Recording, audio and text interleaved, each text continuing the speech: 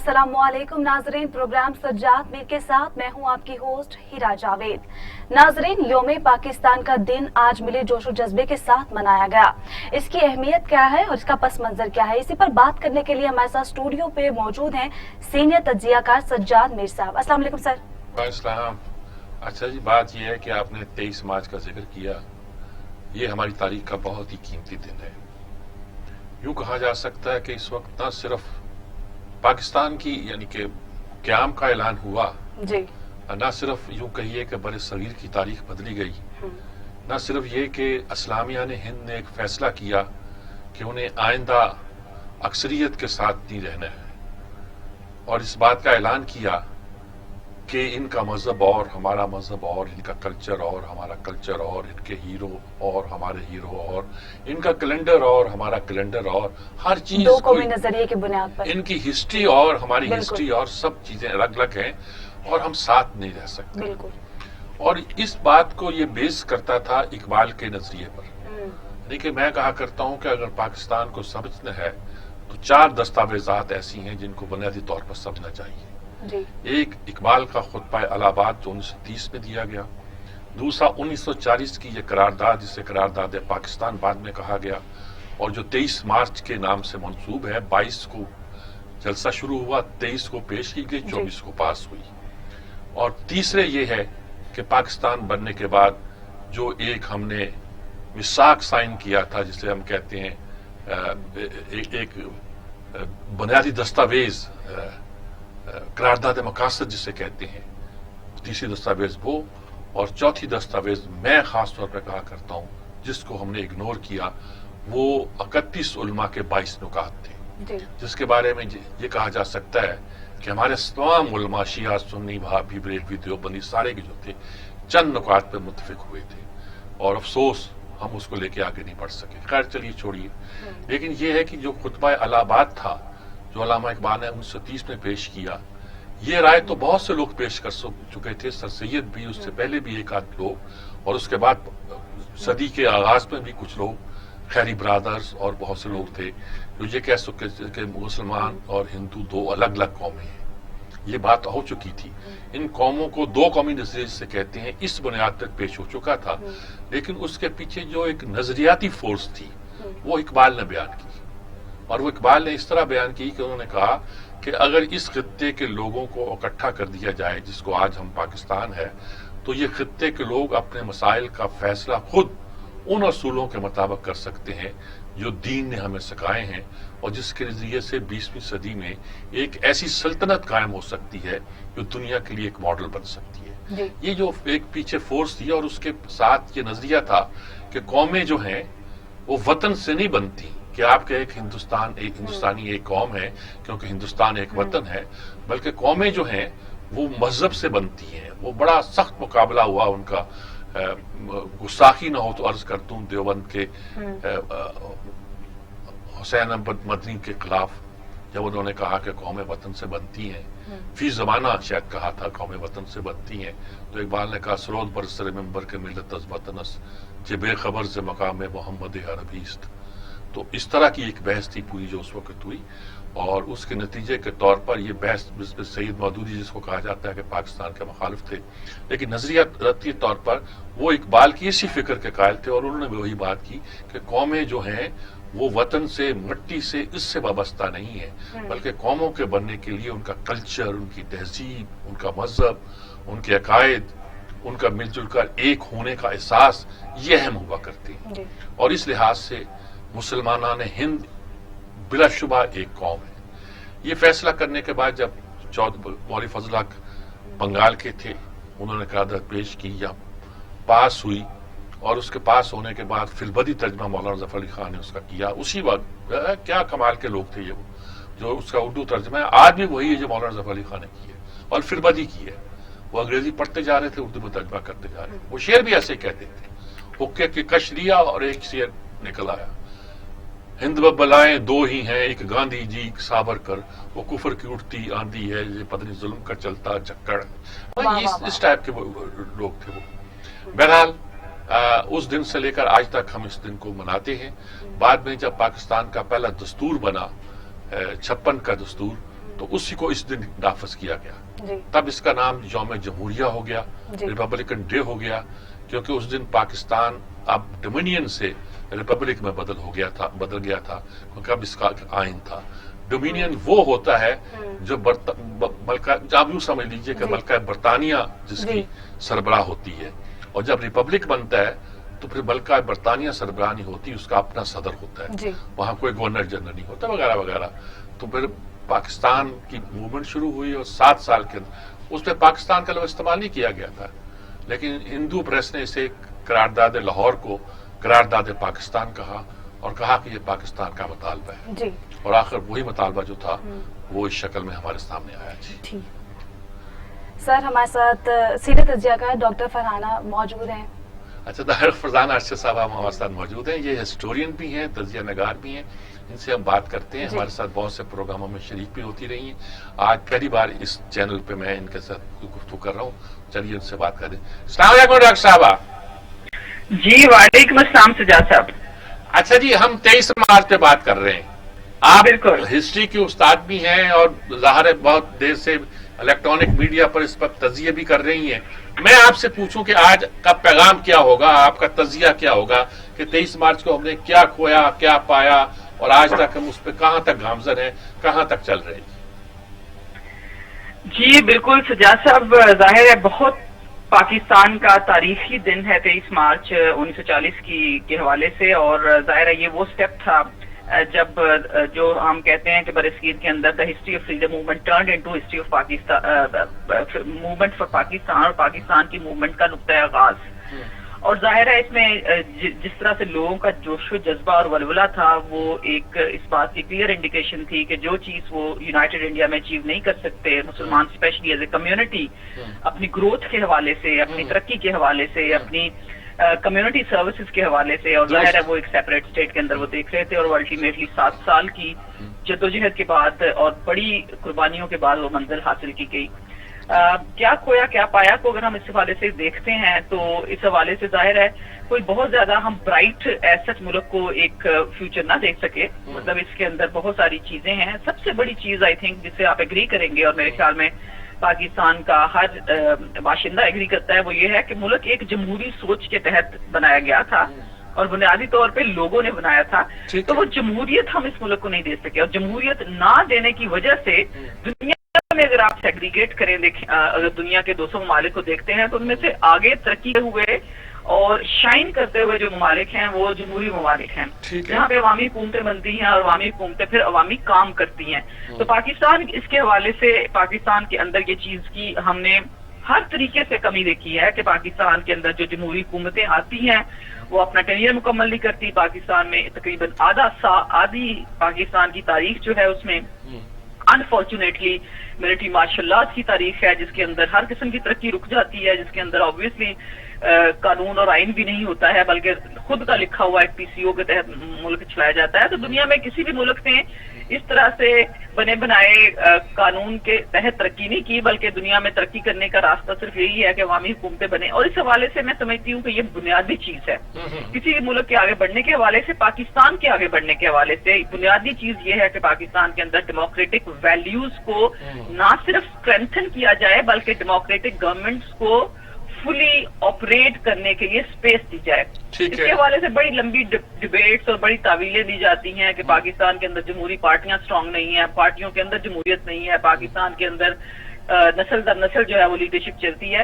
ये सारी की सारी बातें मैं समझती हूँ पूरी दुनिया में ऐसे ही होती हैं जैसे पाकिस्तान में ऐसे ही होती रही हैं, लेकिन उसमें बुनियादी फर्क ये है कि हर चीज इस दुनिया में सजाद साहब, आप माशाल्लाह बड़े दानिश्वर हैं और बहुत बड़े राइटर हैं इस मुल्क के, आप समझते हैं कि everything is subject to evolution. जब तक आप जमहूरियत को, सियासी जमातों को और जमहूरियत के हवाले से डिलीवरी को एक एवोल्यूशनरी पर्सपेक्टिव में स्पेस नहीं देंगे, आप उनके साथ खींचातानी जारी रखेंगे, तो वो जाहिर है डिलीवर नहीं कर सकेंगी। वो आज 73-74 साल गुजरने के बावजूद ऐसे लगता है कि जैसे अभी हमने स्टार्ट किया है।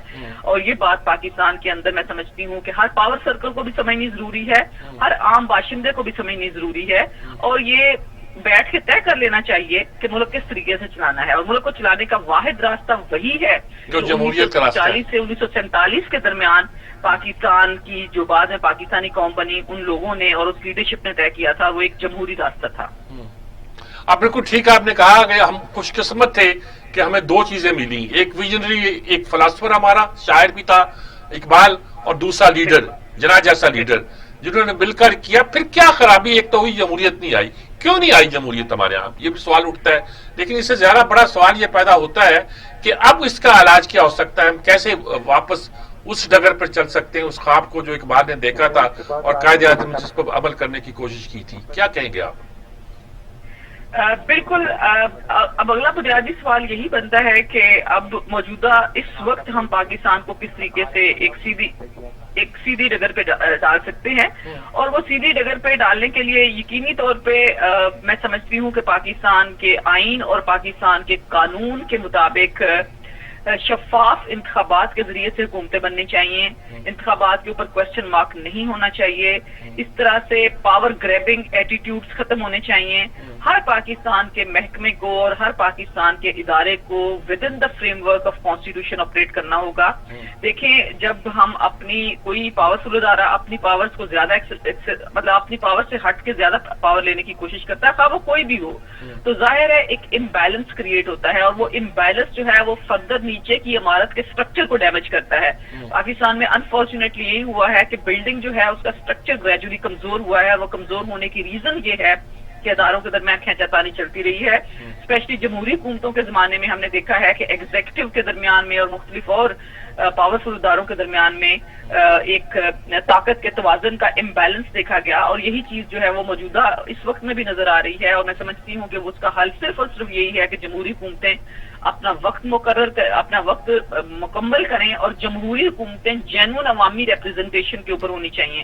دیکھیں سجاد صاحب, یہ بات بڑی میں سمجھتی ہوں باریک بھی ہے اور بڑی عام بھی ہے اور عام فہم بھی ہے کہ جب تک آپ عوامی مینڈیٹ کی عزت نہیں پاکستان کے اندر ہوگی, وہ ڈلیوری نہیں ہو سکتی. ڈلیوری صرف وہی ہو سکتی ہے کہ جب ایک سیاستدان کو پتا ہو کہ وہ جس علاقے سے اپنے ووٹ کے ذریعے سے ایوان تک پہنچا ہے, اس علاقے کے لیے جب تک کہ وہ کام نہیں کرے گا اس کو آئندہ ووٹ نہیں ملے گا. ظاہر ہے وہ ساری زندگی کے لیے تو کسی ایوان کا رکن نہیں منتخب ہو سکتا. اس میں 5 سال کے پاکستان کے آئین کے تحت محدود وقت کے لیے اس کو وہ ٹائم ملتا ہے, اور اس میں ظاہر ہے جب تک وہ ڈلیوری نہیں کرے گا ممکن نہیں ہو سکتا. اسی طریقے سے ایک عام لیجسلیچر کے نمائندے سے لے کر اوپر ٹاپ لیول کی پاکستان کی ایگزیکٹو اتھارٹی تک یہی چیز جو ہے یہ ہمیں انشور کرنا ہوگی. اسی سے ہی آپ ملک کی کیپٹلسٹ کلاس کا اور دنیا کی کیپٹلسٹ کلاس کا کانفیڈنس جیت سکتے ہیں. دیکھیں, صرف معیشت بنیادی طور پہ دنیا میں قدر کن ممالک کی ہے جو معاشی طور پہ اسٹرانگ ہے. پاکستان کی معیشت کے اندر ورنیبلٹی اور ڈپینڈنشیا ختم نہیں ہو سکا.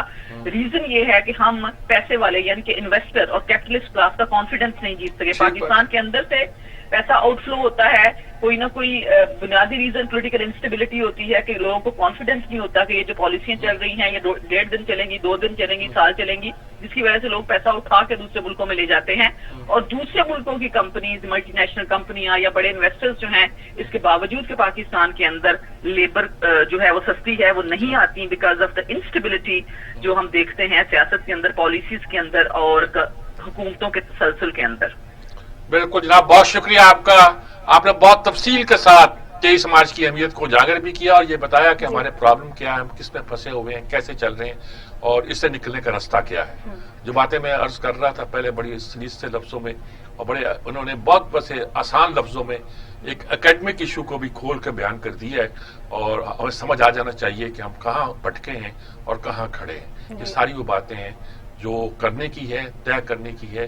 ہمارے اگر ایسے ہی اہل علم کو ہم میدان میں لے کر آئیں, ان کی باتیں سنیں اور سمجھیں تو مسئلہ کو حل کیا جا سکتا ہے. سر آگے بڑھتے ہیں. پیپلز پارٹی اور نون لیگ میں اختلافات بڑھ گئے ہیں اور بلاول بھٹو کا بیان سامنے آیا جس میں انہوں نے کہا کہ ان کے رگوں میں سلیکٹڈ کا خون نہیں ہے اور لاہور کی ایک جماعت ہے جس میں سلیکٹڈ کا خون ہے. اس بیان کو آپ کیسے دیکھتے ہیں؟ اصل میں جو مریم نے ٹویٹ کی تھی تو انہوں نے کہا کہ عمران کا سلیکٹڈ کو فکر ہونی چاہیے, یعنی کہ عمران کو کہ اس کا کوئی طلب البدل انہوں نے تلاش کر دی ہے, متبادل تلاش کر دی ہے. اشارہ تو نہیں کیا تھا انہوں نے اس کے بارے میں, بلاول کے بارے میں, لیکن بلاول نے تو ڈائریکٹ کہہ دیا کہ لاہور کا ایک خاندان یہ کرتا ہے, اور اس کا مطلب ہے کہ دونوں پارٹیاں اب ساتھ ساتھ نہیں چل رہی. اچھا, اب اس پہ الزام لگا سکتے ہیں کہ جو تاریخ ہے وہ ایسی ہے, ان کی ویسی ہے, یہ جو بھی کر سکتے ہیں, اور دوسری طرف آپ یہ بھی کہہ سکتے ہیں کہ بھئی یہ سیاست دونوں کی الگ ہونی تھی، انہوں نے اب کر لی ہے۔ رانا ثناء اللہ نے تو یہ کہہ دیا اس بات کے جواب میں، دیکھیں جب جواب شروع ہو جاتے ہیں تو بڑی گڑبڑ ہوتی ہے۔ انہوں نے کہا زرداری صاحب کی ٹون پہلے اور تھی، جب ان کو وہیں بتایا گیا کہ آپ کی تقریر جو آپ یہاں کر رہے ہیں وہ تو سوشل میڈیا پہ چل رہی ہے، ہر آدمی کو معلوم ہے کہ آپ کیا کر رہے ہیں، کیا کہہ رہے ہیں۔ تو اس پر زرداری صاحب کی ٹون بدلی، اس نے کہا جی میں کمزور آدمی ہوں، میں ایک ہی میرا بیٹا ہے، میں اسٹیبلشمنٹ سے نہیں لڑ سکتا، جس کو وہ بھی چھالتے رہے ہمارے فضل الرحمان صاحب بھی۔ لیکن یہ ہے کہ رانا ثناء اللہ تو دو لوگ، اب جب مقابلہ شروع ہو جائے گا تو یہی ہوگا، پھر کیسی پی ڈی ایم اور کیسی اس کی ضرورت اور کیا اس کا حق، اور پھر یہی نظر آئے گا کیا کچھ الزام لگائیں گے کہ جو پیپلز پارٹی ہے وہ اپنا وہ اس حکومت کا وقت پورا، یعنی اس کا کلیش نہیں ہے کوئی تحریک انصاف سے، کچھ لوگ یہ کہتے ہیں، وہ کہتے ہیں کہ ان کا یہ مسلم لیگ کے ساتھ تو ان کا کلیش پنجاب میں بنتا ہے لیکن تحریک انصاف سے نہیں بنتا، مطلب پی ڈی ایم میں دراڑیں پڑ چکی ہیں، کچھ یہ سمجھا جاتا ہے شاید لڑائیں پڑ چکی ہیں، کچھ یہ سمجھا جاتا ہے کہ لڑائیں تو خیر ہے ہی ہیں، اور یہ کہا جاتا ہے الیکشن قریب آئیں گے، کوئی لائن پہ ساتھ ہے ہمارے جی سینت ضیاء کار ہمارے ساتھ، افتخار احمد صاحب ہمارے ساتھ ہیں، ماشاءاللہ ان سے ہم وہ اس بات کو زیادہ خوبصورتی سے بیان کر سکتے ہیں۔ جی السلام علیکم افتخار صاحب۔ وعلیکم السلام سر، کیسے ہیں آپ؟ اللہ کا شکر ہے۔ افتخار صاحب کیا یہ بلاول نے بھی کہہ دیا کہ لاہور کا ایک خاندان ہے، مریم نے تو اشارہ کیا تھا کہ متبادل چن لیا، انہوں نے صاف کہہ دیا، کیا اب یہ پارٹیاں اپنا راہ دانستہ الگ کر رہی ہیں، یہ الیکشن کے قریب شاید ایک نہیں ہو سکتی، یا کچھ اور بات ہے؟ کیا بات نظر آتی ہے آپ کو؟ بات یہ ہے کہ پاکستان کے عوام کی بدقسمتی ہے کہ ان کو کوئی ایسی قیادت ملی نہیں جس کا ویژن ہو، یہ بہت ہی افسوسناک ہے۔ اگر انہوں نے ایک دوسرے کو برا ہی کہنا ہے تو پھر ان کو جو چارٹر آف ڈیموکریسی تھا وہ سائن نہیں کرنا چاہیے تھا۔ ٹھیک ہے، سیدھی سی بات ہے، دیکھیں ایک عام آدمی کو تو نہیں پتا کہ ان کے دل میں کیا ہے، ایک آدمی تو وہی چیز دیکھتے جو کاغذ پہ لکھی ہوتی ہے، کاغذ پہ تو ہم نے چارٹر آف ڈیموکریسی لکھا تھا، پھر انہوں نے یہ پی ڈی ایم یہ بنا لیا، الائنس بنا لیا۔ اب الائنس کے بارے میں جس قسم کی گفتگو آپ بتا رہے ہیں مجھے، اور میں سن رہا ہوں پی ڈی ایم کے والے سے کہ وہ کہہ رہا ہے کہ وہ ان کی چیتے ہیں، وہ کہتے ہیں ان کے وہ چیتے ہیں، تو یہ مذاق ہے، اور کسی کے پاس کچھ بھی نہیں ہے پاکستان کے عوام کے لیے۔ حقیقت جو ہے نا، کوئی بھی پاکستان کے عوام کے لیے نہیں سوچ رہا۔ اگر پیپلز پارٹی جی جاتی ہے تو وہ اقتدار میں چلی جائے گی، اگر میاں صاحب کی خاندان جیت جاتا ہے وہ اقتدار میں چلا جائے گا۔ اور سب تو یہی ہے نا، یہاں تو ہونا کہ کوئی بہت ہی پرنسپل جنگ ہوتی۔ پرنسپل جنگ یہ تھی کہ ووٹ کو عزت دو، وہ ایک نعرہ تھا جو کافی عرصے کے بعد پاکستان کی پالیٹکس میں ایک نئے سلوگن کے طور پر ایمرج ہوا، اور اس نے پاپولیرٹی بھی حاصل کی۔ اس کے مقابلے میں تو کوئی نعرہ نہیں آیا، اس کے مقابلے میں ایک کوشش کی گئی کہ اب اس نعرے کو عملی شکل دینے کے لیے ایک ایسا وہیکل بنائی جائے جس پہ رکھ کے اس کو چلایا جائے، وہ پی ڈی ایم تھی۔ اور پی ڈی ایم میں نے پہلے بھی ایک دو دفعہ کیا، پی ڈی ایم اس دن ایکسپوز ہو گئی تھی جس دن گلگت بلتستان کا الیکشن ہوا تھا۔ تو ہمارے دوست دیر سے سوچتے ہیں، دیر سے بولتے ہیں، دیر سے لکھتے ہیں، ان کو اس کا نظر نہیں آ گیا تھا کہ دونوں لیڈر علیحدہ علیحدہ جلسے کر رہے ہیں۔ کیا مشکل تھا ایک چھوٹے سے علاقے کے اندر مشترکہ امیدوار کھڑا کرنا، کوئی ناممکن چیز نہیں تھی اگر پی ڈی ایم کوئی ریئلٹی ہوتی اس قسم کی کہ وہ آئندہ 2023 کے الیکشن میں اکٹھا جاتی۔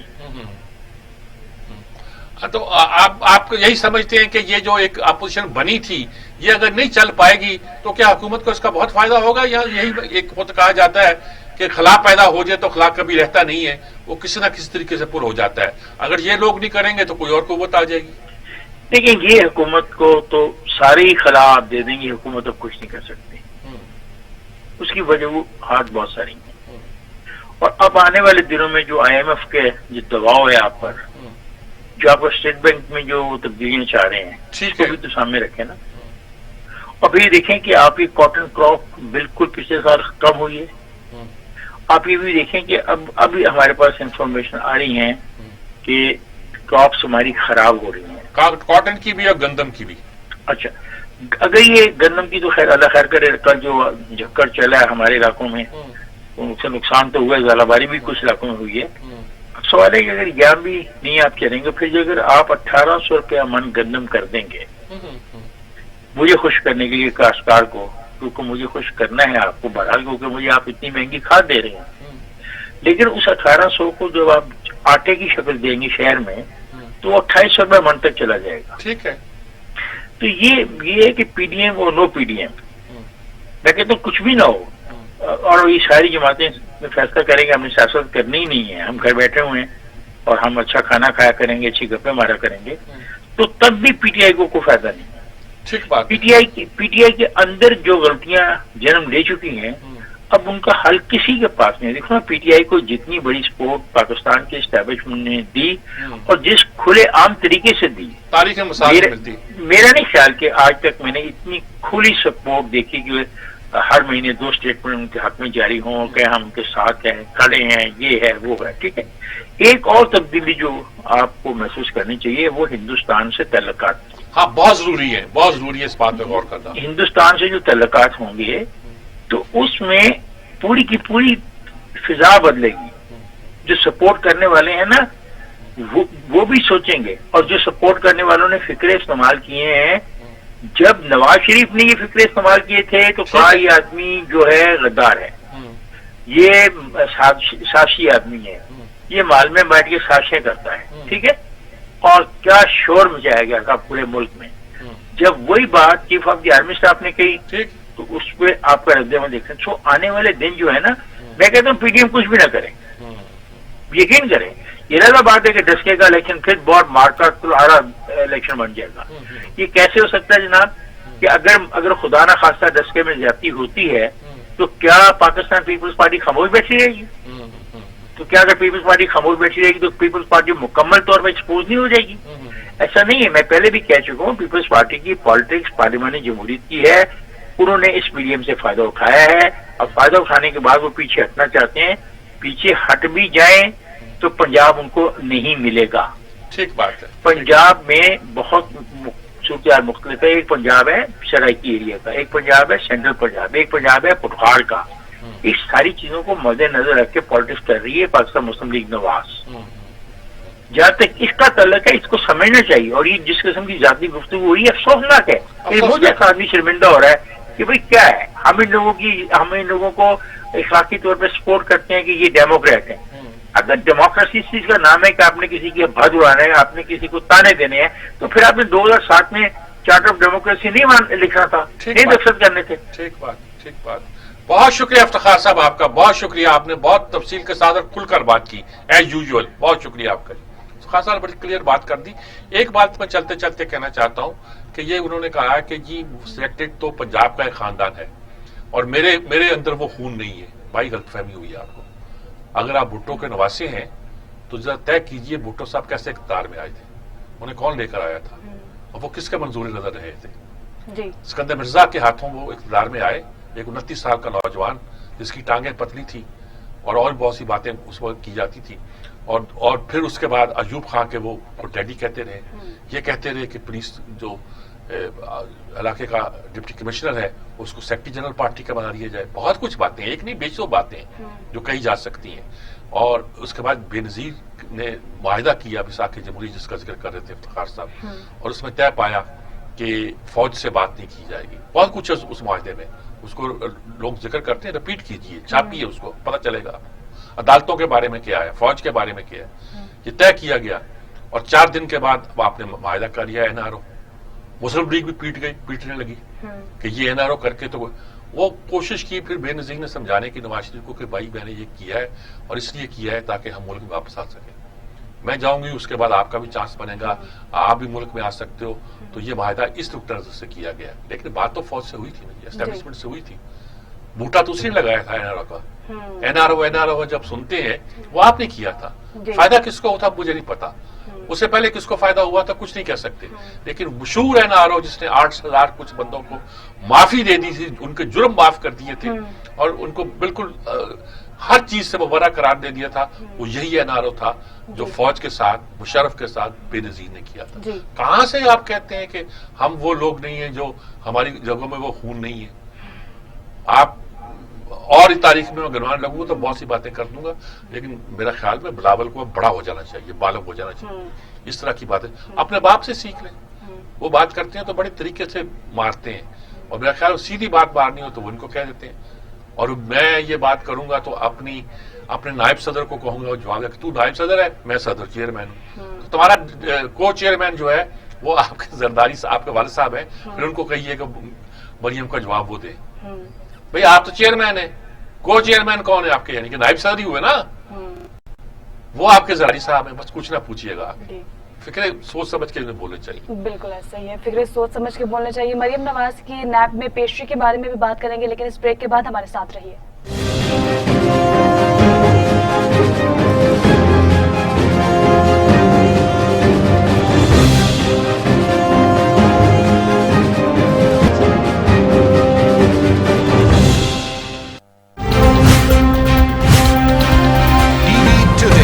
खबर सबसे पहले। फनकारी सांप पटारी का, फनकारी खेल मदारी का, फनकारी फेर है लफ्जों का, फनकारी रंग व्यापारी का. कोई चूना लगाए, कोई लूटे माल, कोई आड़ी टेढ़ी चल दे चाल, रोए धोए सब हार के बारी, इसी को कहते हैं फनकारी. मैं हूं आमना उस्मान, प्रोग्राम फनकारी के साथ.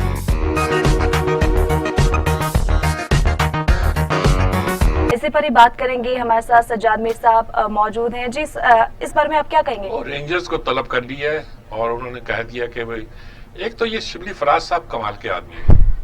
कहते हैं बदमाशों का जत्था लेकर वो चढ़ाई कर दस्तरकशी करेंगी. लफ्ज अच्छे बोलते हैं आप, लेकिन आप बदमाश तो सियासी कारकुन को ना कहें. यानी कि ये तो फिर बड़ी अजीबोगरीब होगी. वो कहेंगे कुछ मुस्टंडे बोलते हैं, फिर वो ये जबान इस्तेमाल करना शुरू करते हैं. तो ये दुरुस्त बात नहीं है, तरीका नहीं है. लेकिन बहरहाल ये सवाल तो पैदा हो रहा है कि अगर मरियम ने इस बात का ऐलान किया है कि वो अब नैब में जाएंगी, तो अब कोई हिसाब लेने का वक्त है. जो आप अब आराम से नहीं दुष्क से जाएंगे. मैं 2 बार जेल भी काट चुकी हूँ. इसमें तो कोई शक नहीं है कि जो मुकदमा बनाया वो मेलाफाइडी है. बिल्कुल. जब उन्होंने कोर्ट में जाके कहा कि साहब ये हसास अदारों को खिलाफ तकरीरें करती हैं, तो मसला ज़ाहिर पैदा हो गया कि आपका क्या ताल्लुक नैब का कि वो हसास अदारों के खिलाफ की जाने वाली तकरीरों पर कोर्ट में कहे कि इनकी बेल कैंसिल करो. जब उन्हें नजर आया कि बेल कैंसिल नहीं होगी, तो उन्होंने एक और मुकदमे बुला लिया. यानी कि अब ये तो है ना, बादशाह जंगल का बादशाह अंडे दे या बच्चे दे वाली बात हो गई है कि जब चाहे जिसको बुला ले. और यानी कि किस्सा ये है कि कोई अखलाकियात होती है. और बुलाया भी आपको 26 को, जब मार्च करना था उन्होंने. भाई इससे ज्यादा मेलाफाइडी क्या साबित होगा. और इस वक्त सूरत हाल ये है कि मेरा ख्याल में रियासत को, जहां रियासत का लफ्ज जिस मानों में आजकल इस्तेमाल किया जाता है, रियासत को इस मामले में मुहतात हो जाना चाहिए. बिल्कुल. और रियासत के साथ हमारी अदलिया को भी इस बात का नोटिस लेना चाहिए. बिल्कुल. क्योंकि ये जो एहतसाब का अदारा नैब है, ये सिर्फ प्रोसिक्यूशन का दायरा नहीं है, बल्कि इस तरह जाता है कि ये अदारा खुद गोया एक अदालती निजाम का हिस्सा है. गोया तो इसके नतीजे के तौर पर एक हमारा निजाम अदल बदनाम हो रहा है. आप किसी को पकड़ लेते हैं, आपने जमीन खरीदी थी, उन्होंने कहा जी खरीदी थी तो वो तो मैंने तो ना कोई वजीर आजम रही हूँ ना वजीर आला रही हूँ, मिसाल के तौर पर, और ये खरीदी तो बहुत पुरानी हुई है, तो इसमें क्या आपको. उन्होंने कहा, और प्राइवेट लोगों से खरीदी है, सरकारी तो नहीं खरीदी. और इन्हें इसका स्टेटस बदलवा लिया था हुकूमत से. यही आपने शकील रहमान के खिलाफ एक केस बना दिया था. केस ने वो जमीनों का ये स्टेटस बदलवा के ये. और भाई जो अगर माजी में आपकी ब्यूरोक्रेसी ने कोई गड़बड़ की है तो स्टेट उसकी रिस्पॉन्सिबल है. ये नहीं है कि आज आप कहेंगे कि फलां ने ये किया था, ये इनका पटवारी था, या ये कहें कि ये उनका बंदा था जो एलडीए में बैठा हुआ था. ये केस तो नजर आता है मेलाफाइड है. आप घर के ले आए, कुछ शहजाद अकबर को बैठा दें, वो ये कर लेगा काम. ब्राड शीट पर जब उसका नाम आएगा तो तब अकबर समझ आएगी ये बंदा कौन है. फाइज हक कोर्ट में खड़े होकर कहता है कि ये जो शहजाद अकबर जो है मुझे फेस नहीं करता, इसलिए नहीं करता कि उसने बैठ के मेरे खिलाफ ये सारा बनाया और जजों की फाइलें तैयार कर रहे हैं. उसके तो यानी कि उसके बारे में तो राय सभी की अजीबोगरीब होती है. अब तो वो नजर भी कम आते हैं. बिल्कुल. अब तो शायद रोका गया उन्हें कि आप जरा छुपके रहें तो अच्छा है. تو میرے خیال میں یہ نیب کو اس معاملے میں ری تھنکنگ کرنا پڑے گی. اور مولانا فضل الرحمان نے اگر اعلان کیا تو جب ان کو تو بلاتے ہیں وہ نہیں جاتے تو کچھ کر نہیں پاتے. اگر یہاں زیادہ فساد پیدا ہو گیا, دیکھیے آپ ہندوستان سے مذاکرات کرنا چاہ رہے ہیں جس وقت اس وقت پاکستان کی رائے ہمیں اس کے لیے ہموار نہیں ہے, پنجاب کا موڈ نہیں ہے. آپ نے کہا تھا کشمیر کے مسئلے پر ہم سب تعلقات نہیں ہو سکتے جب تک کشمیر ہے. آپ نے کہا تھا جب تک مودی ہے تعلقات نہیں ہو سکتے. آپ نے اپنے سفارتی تعلقات کو چھوٹا کر دیا, اپنا سفیر وہاں نہیں بھیجا اور انہوں نے بھی اپنا سفیر واپس بلا لیا. آپ نے ان سے تجارت روک دی, بالکل سب کچھ کر لیا. اب آپ یہ سب کچھ ہو گیا ہے, آپ مذاکرات کرنا چاہتے ہیں. میں نہیں کہتا مذاکرات پاکستان کے انٹرسٹ میں نہیں ہے, کرنے چاہیے, لیکن اس کے لیے آپ کو پاکستان کی رہنما کو ساتھ لے کے چلنا پڑے گا. اور پاکستان کی رہنما کو ساتھ لینے کے لیے لازمی ہے کہ پنجاب آپ کے ساتھ ہے, اور پنجاب کے ساتھ ہونے کے لیے ضروری ہے کہ یہ جو لوگ مسلم لیگی ہیں, نون کے لوگ ہیں, یہ بڑے کٹر قسم کے پاکستانی بھی ہیں, پنجابی بھی ہیں, اور یہاں کے لوگوں کو ریپرزینٹ بھی کرتے ہیں. ان کو نہ بولے گا ورنہ آپ کے مسائل پیدا ہو سکتے ہیں. سر اگلی سٹوری کی جانب بڑھتے ہیں. پاک بھارت تعلقات بحال ہو رہے ہیں اور 2 سال بعد ابھی تنازعات کے حل کے لیے مذاکرات ہونے جا رہے ہیں, اس پر آپ کیا کہیں گے؟ وہ ہاں ابھی دیکھیے وہ کہہ رہا ہوں تعلقات تو بحال ہو رہے ہیں نا جی, اس کے لیے بہت سارے مسائل ہیں, بسم اللہ کریں ٹھیک ہے, لیکن ہمیں بتا دیں کہ کشمیر کا سودا لوگوں کو بتانا سمجھانا پڑے گا کہ کشمیر کا سودا آپ نے نہیں کیا. آپ جو کچھ کہتے رہے ہیں وہ کشمیر کے لوگ آپ کے منتظر ہیں, بالکل آپ نے ان کو جنگ میں جھونکا ہوا ہے. وہ تو یہی کہتے ہیں کئی بار جب غصے میں آتے ہیں تو کہتے ہیں تم پاکستانیوں نے ہمارے ساتھ عجیب تماشا کیا ہو, جاؤ ہٹ جاؤ, ہم خود لڑ لیں گے اپنی جنگ. کچھ لوگ کہتے ہیں کہیں ایسا نہ ہو خدا نہ خواستہ جس طرح افغانیوں کا ہم نے روسیوں کے خلاف ساتھ دیا تھا تو پاکستان کا مالا جپتے تھے. مالا جپنے کی حالت یہ ہے کہ میں نے افغانستان میں دیکھا ہے, وہاں جب جس وقت انہوں نے حملہ کرنا تھا جلال آباد پہ اور جو نہیں ہوا, کامیاب نہیں ہوا, تو ہم نے دیکھا کہ وہاں لوگ جو تھے سینے پہ ہاتھ رکھ کے کہتے تھے ضیاء الحق کا نام لے کے وہ تو ہمارا محسن ہے. یہ ضیاء الحق کی تعریف نہیں تھی, پاکستان کے حکمران کی تعریف تھی, اس حکمران کی جنہوں نے روسی یعنی کہ ایک طرح قبضے کے خلاف افغانیوں کا ساتھ دیا تھا. اب جی آ گئے جب امریکی مشرف کی جلو میں دے کر, اور ہمارے طیارے جو تھے پاکستان کی سرزمین پر اٹھ کے گئے, آپ وہ گالیاں دیتے ہیں, آپ نفرت کرتے ہیں آپ سے. کیا آپ وہ لوگ ہیں کہ جنہوں نے ان کو پھنسا دیا اور مروا دیا؟ تو آپ کیا چاہتے ہیں کشمیر میں بھی آپ کے بارے میں تاثر نیگیٹو پیدا ہو؟ زیادہ ذہین نہ بنیے, سوچ سمجھ کے رہیے, اور پاکستان میں لوگوں کی کو اعتماد میں لے کر کوئی قدم آگے بڑھائیے گا. اور اس اعتماد میں لینے کے لیے تمام پارٹیوں کو آن بورڈ ہونا پڑے گا. صرف حکومت کو آن بورڈ کرنے سے مسئلہ حل نہیں ہوتا. حکومت سیاست دان نہیں ہے ٹوٹل. اگر سیاست دانوں کو آن بورڈ رکھنا ہے تو پوری پارٹیوں کو آپ کو آن بورڈ رکھنا پڑے گا, قوم کو آن بورڈ رکھنا پڑے گا, پھر آپ کشمیر کے مسئلے پر بات کرنے کے حل ہو سکتے ہیں, ورنہ ہرگز لوگ آپ کی بات نہیں سنیں گے اور یہ بڑی خطرناک صورتحال ہوگی. سر کرنل فاروق شیما صاحب ہمارے ساتھ موجود جی. کرنل فاروق صاحب ہمارے جی ان کے تو ہم نام کبھی زیڈ فاروق کہتے ہیں, ان کی کتاب پہ یہی نام لکھا ہے, زیڈ ظفر اقبال نام ہے ان کا, لیکن وہ اب سویلین لائف گزار رہے ہیں تو فاروق شیما بھی کہلاتے ہیں اور ہمیں آسانی ہو جاتی ہے. وہ زیڈ وغیرہ ہم بھول جاتے ہیں, کبھی یہ نہیں بھولتے. بڑی اچھی کتاب لکھی ہے انہوں نے, بڑا مصنف ہے, بڑے اچھے, اور بشر کی پاکستان میں رہے, بڑے خوبصورت. اب میں اس کا تذکرہ نہیں کرنا چاہتا, بات بدل جائے گی. کیسا السلام علیکم, کیسے ہیں آپ؟ السلام علیکم سر, آئی ایم پرفیکٹلی آلرائٹ سر. بس آپ بات کر رہے ہیں کہ انڈیا سے ہمارے مذاکرات بھی ہیں, ظاہر ہے لوگوں کو مطمئن کرنا ہے. پنجاب میں بھی صورتحال ایسی ہے کہ یہاں پنجاب کی رائے عامہ کو آپ کو ہموار کرنا ہی پڑے گا, اور اس کے لیے پولیٹیکل پارٹیاں بڑا اہم رول ادا کرتی ہیں. کیا ساری پارٹیوں کو آن بورڈ نہیں ہونا چاہیے اس مسئلے پر؟ سر پارٹیاں ہیں کہاں پہ؟ لوگوں کے دلوں میں تو ہیں سر. آپ کے پاس سیاسی پارٹیاں نہیں ہیں. پولیٹیکل پارٹیز جو ہوتی ہیں ان کا اصل میں ایسٹ بنتی ہیں وہ قوم کا, جب ایک ہی آواز اور ایک ہی جھنڈا ملک کے جگہ جگہ سے اٹھتا ہے تو وہ یکجہتی کی علامت ہوتی ہیں پولیٹیکل پارٹیاں. آپ کی پہلے ریجنل بنی اور ریجنل سے اب جتھے بن گئے ہیں, ناموں کے ساتھ منسلک ہیں وہ. تو سیاسی پارٹیاں جب ناموں کے ساتھ منسلک ہوتی ہیں تو آپ کے سامنے پوری گیم ہے, تو مفادات ناموں کی ہے. اچھا, آپ بشر کی پاکستان میں رہے ہیں کرنل صاحب, اور آپ نے پاکستان کو ٹوٹتے دیکھا ہے, اور اس وقت ان سیاسی جماعتوں کے بارے میں سب لوگوں کی ایک خاص رائے تھی, عوامی لیگ کے بارے میں بھی, لیکن جس طرف عوام ہو جاتے ہیں، چاہے جتھے ہوں چاہے لشکر ہو چاہے سر وہ عوامی لیگ جو ہے نا سر، ہاں عوامی لیگ کا ان کے ساتھ مقابلہ نہیں ہوتا.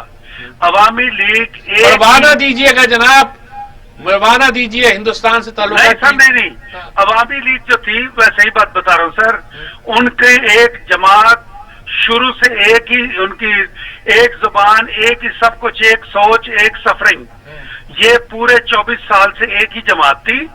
ہم نہیں پہچان سکے یہاں والے، یہاں کی طرح وہ بکھری ہوئی نہیں تھی اور وہ میجورٹی تھی ویسے ہی.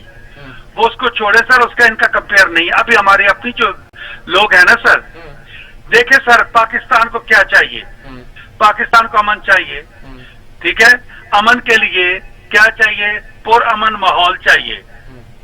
اس کے لیے سب لوگوں کو ساتھ ملانا تو ضروری ہے، پبلک کو صحیح گائیڈ کرنا اور پبلک کو صحیح جگہ پر اکٹھا کرنا، یہ تو بات بنتی ہے. جب کوئی آپ کے پارٹیاں، میں ان کو پارٹیاں کیسے تسلیم کر لوں جو یہ کہتے ہیں کہ جی اب حکومت کو ہم نے نہیں چلنے دینا. خدا کے لیے آپ گرائیں جس کو دل چاہے، بیٹر ریپلیسمنٹ لے کے، بیٹر پروگرام لے کے آئیں. آپ کون ہوتے ہیں فیصلہ کرنے والے؟ بیٹر پروگرام، بیٹر لوگ لے کر آئیں، عوام کو فیصلہ کرنے دیں. عوام بالکل سر فیصلہ کریں. عوام کو میں نے کہا اگر عوام آرگنائز کریں، عوام کی اتنی وہ پیدا کرے، یہ جو ہے نا اس کی اپنی احترام آدمیت تک تو ہمارے پاس ہے نہیں ہے. احترام شہریت کو ہم بالکل یکسر پھینک دیتے ہیں. اب مجھے بتائیے اگر یہ ساری چیزیں جہاں بیسک ہی نہیں ہے، انگریڈینٹس نہیں ہے، تو وہ کیا فیصلہ کریں گے؟ بات یہ ہے سر، CBC ہمیں امن چاہیے نا سب لوگوں کو. اس بات کے اوپر اب یہ جو بیان ابھی ہمارے چیف نے دیا ہے، یہ ایکچولی ہر دل کی آواز ہے کہ ہمیں امن چاہیے، لیکن ہم سب یہی کہتے ہیں کہ یہ ماحول ہندوستان کو بنانا پڑے گا.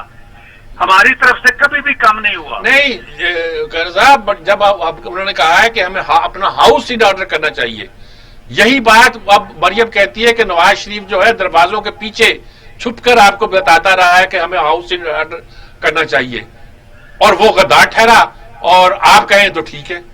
سر میں انہیں بھی غدار نہیں کہتا، کسی کو نہیں کہتا. مجھے صرف جب مریم یہ کہے تو ان سے یہ پوچھا جائے، ٹھیک ہے، کہ کون سی دنیا میں آج تک ایسے مذاکرات ہوئے ہیں، ٹھیک ہے، جہاں پر اسٹیٹ کا کوئی فنکشنری، اسٹیٹ آفس کا، ملٹری اسٹیبلشمنٹ کا جہاں نہ پہ ہو، جہاں پر دشمن فل بیان دینے کے بعد سیدھا آئے اور VIP بن جائے، جہاں دشمن. اور ٹھیک ہے، واجپئی بھی آیا تھا، مذاکرات شروع ہوئے 4 صوبوں کے، وہ واجپئی جو آیا تھا وہ 4 صوبوں کے خون وہ سر سے خون نکالتا ہوا نہیں آیا تھا. تو یہ بندہ جب آیا تھا یہ اس طریقے سے آیا تھا. اگر مودی آئے گا تو اس کو ویلکم نہ کریں گے، ہم کیا کریں گے؟ ہم بتائیے. میں کہتا ہوں سر پروٹوکال کے ساتھ وہاں پہ فارن آفس کے لوگ موجود ہوں، اپنا ایجنڈا موجود ہو، اپنی سیکورٹی اسٹیبلشمنٹ کے بندے موجود ہوں، پھر تو بات ہوئی نا ویلکم والی. اور یہ جو سمٹ بلڈنگ ایسی تھوڑی ہوتی ہے سر. میں کرتا ہوں ٹریک آج بھی کیے جا رہے ہیں. ہمارے فارن سیکرٹری پرانے، ہمارے جنرل پرانے سارے جاتے ہیں، مذاکرات کر کے آ جاتے ہیں. وہ سر ان کا ٹاپک، ان کو ایک سفیر ہوتا ہے جس کے اندر وہ کام کرتے ہیں اور وہ سب اس کے ساتھ شیئر کرتے ہیں. تو آپ کو کیا پتا ہے سفیر کے بعد کام ہوا تھا؟ بالکل سر. اس کے بعد کیا ہوتا ہے تو سب کے ساتھ شیئر کیا جاتا ہے. سب قومیں جب ایک دوسرے پر سر اعتماد جب جاتا رہے نا، سب سے پہلے اس کو بحال کرنا ہوتا ہے. اب آج جب بھی آپ بیٹھتے ہیں، جب بھی آپ اکٹھے ہونے کی بات کرتے ہیں، آپ کہتے ہیں جی کچھ لے دے کے اکٹھے ہوں. آپ کیسے پتا آپ کو؟ یہ تو سیاستدانوں کی اڑائی باتیں نا، آپ کیوں اس پر اعتبار کر رہے ہیں لے دے کے اکٹھے ہو؟ نہ سر نا، سیاستدانوں کی باتیں جو ہیں وہ سیاستدان ہم نے شروع سے دیکھا ہے. مجھے 48 to 58 سیاستدانوں کا دور تھا. ایک کام بتا دیں جو ملک کے لیے کیا گیا ہو، ون سنگل مین تھنگ جو اس کے لیے قوم کا بنیاد رکھنی تھی. وہ 10 سال ہمارے سیاستدانوں کو کھلے سے ملے تھے نا، وہ قائد اعظم کے کھوٹے سکوں نے تباہ کر دیے. آج اس وقت کے لوگ، آپ کا مطلب ہے کہ 48 کے بعد پاکستان بننا شروع ہوا ایوب خان کے زمانے میں؟ 48 سے 58 کے درمیان میں سارے اسٹریٹجک ڈیسیژن ہونے تھے، پالیسیز بننی تھی، کوئی ایک بتا دے مجھے کسی نے کیا ہو. اب سر بات یہ ہوتی بنتی ہے اس چیز کو ایک طرف رکھتے ہوئے میرا گزارش صرف یہ سر کہ ہمیں یہ درست ہے کہ ہندوستان کے ساتھ ہمیں اچھے پروگرام اپنا اچھے چاہتے ہیں, ہم ریلیشن چاہتے ہیں, لیکن at the same time Hindustan کی طرف سے بھی تو ہو. ہندوستان کے جو سبجیکٹ ہے سر, ہندوستان کا ہمارا کیس لگتا ہے دنیا میں, ہندوستان کے سب سے بڑی پاور جو ہوتی ہے ان کا کیا ہے, وہ ہمارے ہی پرائم منسٹر ہمارے لیڈروں کو کوٹ کرتے ہیں. یہ جب ان کو فائدہ دینے لگ جائے چیز, بے شک یہاں کے یہ محب وطن ہو, لیکن جو چیز دشمن کو فائدہ دے اس کے لیے ہمیں غور کرنا چاہیے یا نہیں کرنا چاہیے. پھر اس کے بعد ابھی جو ہے سر اسی طریقے سے مجھے آپ بتا دیں جو ہندوستان کو چاہیے تھا اب اسٹیک کرنا ہماری پوزیشن کو, اس کے لیے کون نہیں کام کر رہا, کس نے آپ کے لیے آپ کو کتنے وہاں پر مل گئے ہیں انڈین لیڈر ملے ہیں جن کو آپ پلیوٹ کر سکیں یا آپ کی جو زبان بول سکیں, کوئی ملا ہے آج تک آپ کو؟ ان کو کتنے یہاں پر ملتا ہے ایمانداری سے تمام لوگ. ہماری ایجنسیاں کیا کر رہی ہیں, وہ کچھ وہاں لیڈروں کو تلاش نہیں کرتی جن کو پلیوٹ کر سکے؟ ہماری ایجنسیوں کا سر, ہماری ایجنسیوں اگر 12 دنیا کی فرسٹ ایجنسیاں جو ہیں لیتھل ایجنسیاں, ان سب کے ساتھ اگر مقابلہ کر کے ہماری ایجنسیاں افغانستان میں کامیاب ہوئی ہیں تو ایٹ ہوم بھی ہو سکتی ہیں. ایٹ ہوم میں پرابلم یہ ہوتا ہے سر, نہیں افغانستان میں جب روس کے خلاف لڑ رہی تھی تو کامیاب ہوئی, جب امریکہ کے خلاف لڑ رہی تھی پاکستان کا ہاؤس ان آرڈر رہا ہی نہیں. اب تو آپ لوگ بھی کہتے ہیں ان آرڈر نہیں رہا. پاکستان کا نہ سر نہ پاکستان مشرف نے آ کے تباہ کر دیا, بالکل امریکہ کا پٹھو بنا دیا, سرزمین کو ہمارے امریکہ کے اڈے بنا دیے. سر اصل میں جب افغان جنگ ہوئی تھی اس وقت سے ہی تباہی شروع ہوئی ہے. Let me tell you very frankly sir, جو چیزیں ڈویژن جو آپ کی اچھا مجھے آپ فیصلہ کر دیں, ایک ضیاء نے کی تھی ایک مشرف نے کی تھی, میرا تو کوئی قصور نہیں ہے اس میں. سر باقی نے بھی اسی طرح کیا نا, مجھے نہیں یاد پڑتا میری ساری زندگی میں کسی نے بھی میرے ساتھ اچھا کیا ہو. آپ بتا دیجئے کہ فلاں بندہ جو ہے اس نے اس کے ساتھ صحیح کیا. 90s میں جو میوزیکل چیئر کھیلی جا رہی تھی, جو یہ پیسے کا لین دین کا وہاں نہ ریاض چل پڑا تھا, اس کو میں یاد کروں یا مشرف جانے کے بعد کے ساتھ. اچھا آپ کو 48 سے 58 جا رہے ہیں, 90s کے بعد یاد ہے, باقی زمانے یاد نہیں ماشاءاللہ کے؟ سر ماشاءاللہ غلط ہے, میں کب کہتا ہوں درست ہے؟ اس کا ذکر نہیں کر رہے آپ. نہ سر نہ, میں جب کہتا ہوں کہ افغان جہاد کے دوران جو تباہی ہوئی, جو ڈویژن ہوئی, ہمارا کلاشنکوف کلچر آیا, جو ہمارے یہاں پر جتھے بنے, یہ جنرل ضیاء کے دور میں بنے ہیں, تباہی وہاں سے شروع ہوئی ہے. اس کے بعد اور جنرل ضیاء ہمیں یہ گفٹ بھی دے گیا اور وہ گفٹ سیاستدان بھی دے گیا ہمیں, جو آج تک سہانے روح بنے ہوئے ہیں. اب یہ ساری ایک لنک ہے نا سر, انہی گملوں سے جو پیدا ہوئے ہیں پودے, ان کی بھی تو بات کر لیں. میں 92 اپنے پاس سے نہیں لے کے آیا ہوں. کون سا پودا گملوں سے نہیں آیا؟ سارے کے سارے اسی گملوں سے آئے. بھٹو صاحب کہاں سے آئے تھے؟ ایوب کے گملے میں پیدا ہوا. بس مرزا بلکہ میں کر رہا ہوں سر, جب سکندر میں ویسٹ پاکستان میں جمہوریت صحیح طور پہ جب آنی شروع ہوئی ہے, اس وقت آئیے جب بھٹو نے ایوب رجیم کو چھوڑا. اس سے پہلے جمہوریت کوئی نہیں تھی یہاں پر ایسٹ پاکستان میں. بھٹو نے ایوب رجیم کو چھوڑا اور ملک ٹوٹ گیا. اس کے بعد جمہوریت کی آواز, جمہوریت کا کام شروع ہوا. جس زمانے کو آپ سنا رہے ہیں ملک اسی میں ٹوٹا ہے. جی سر, آپ اسی میں پی او ڈبلیو بنے ہیں. بالکل سر, 57 میں نعرے لگ گئے تھے گو بائی بائی پاکستان. 57 میں جب 56 کے آئین میں پیرٹی ڈالی گئی, پیرٹی بذات خود جمہوریت کا نفی تھی کہ 56% آپ ہیں, 44 ہم ہیں. اس آئین کو چلنے تو دیتے آپ, اس میں مشرقی پاکستان کے لوگ دستخط ہے. ہم برابر ہیں. یہ جمہوریت کی تباہی تھی. 54 میں جگتو فرنٹ کی حکومت کو تباہ کرنا تباہی تھی. 57 میں بائی بائی پاکستان کا نعرہ لگ چکا تھا 57 میں سر. اس کے بعد میں جو میں کہتا ہوں میرے تو یہ ہے کہ کسی جگہ پر بھی مجھے کوئی ایسا نہیں نظر آیا جس نے کہ دور کی سوچ کی ہو. کچھ مذاکرات اگر کرنے تو ان سے کر لیتے ایسٹ پاکستان کے ساتھ, لوگوں کے ساتھ. اور اینڈ پر بھی ये जो टूटने वाली बात है ना सर, ये 57 में टूट के आ गया था, ये मैंने साबित कर चुका हूँ सर इसमें। और उसके बाद मैं कहता हूँ किसी दौर में Bhutto was a good leader sir, despite the fact कि टूटने में उसका हाथ था, डिस्पाइट द फैक्ट कि बाद में भी काफी कुछ हो गया था। लेकिन क्या हुआ कि जब भी हमारी जमहूरियत के लिए उठे, उनके पास कोई प्रोग्राम, कोई लीडरशिप, कुछ नहीं होता था। तो क्या हुआ, अयूब गिराया तो यह ले लिया, भुट्टो गिराया तो ये ले लिया। अच्छा कर्नल साहब, हमारा वक्त बिल्कुल खत्म हो गया है। मेरा दिल तो करता था आपसे बात करते रहूं और छेड़छाड़ में बहुत सी बातें आपसे गुलवाता रहूं, लेकिन वक्त खत्म हो गया। मैं आपसे इजाजत चाहता हूं, फिर आपसे इंशाल्लाह बात होगी। वक्त आता रहेगा, बात करते रहेंगे, मामला आगे चलता रहेगा।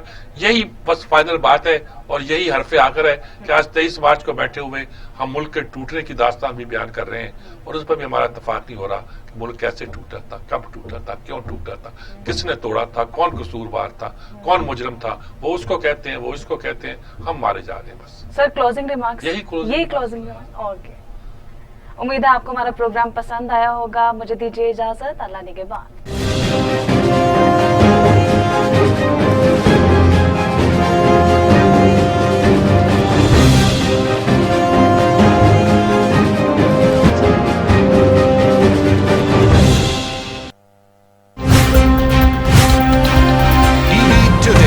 खबर सबसे पहले। नया प्रोग्राम, नए मेहमान, लेकिन जरा अछूते अंदाज में।